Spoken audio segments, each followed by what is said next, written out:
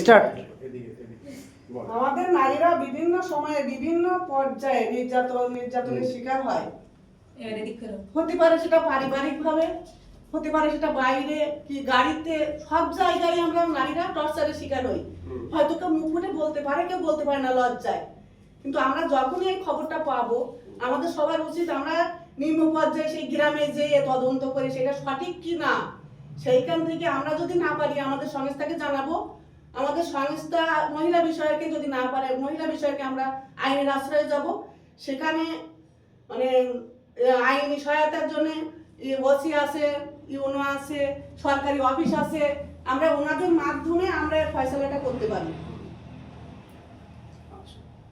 এটা নিয়ে আমাদের আসলে কাজ করতে হবে, সেটার জন্য আমরা স্পেসিফিক একজনকে আমরা দায়িত্ব দিয়েছি। কাজ করতে হবে জোরালো ভাবে, স্পেসিফিক একজনকে দায়িত্ব দিয়েছি, বাট এই কাজটা হলো এই অর্গানাইজেশনের সবারই জানা থাকবে। মূলত এই স্লোগান নিয়ে হচ্ছে এই আপনার এই কাজের মূল হেডিংটা একটু যদি বলতেন। কাজ নারী নির্যাতন প্রতিরোধ এবং নির্যাতন সম্পর্কে সঠিক পদক্ষেপ।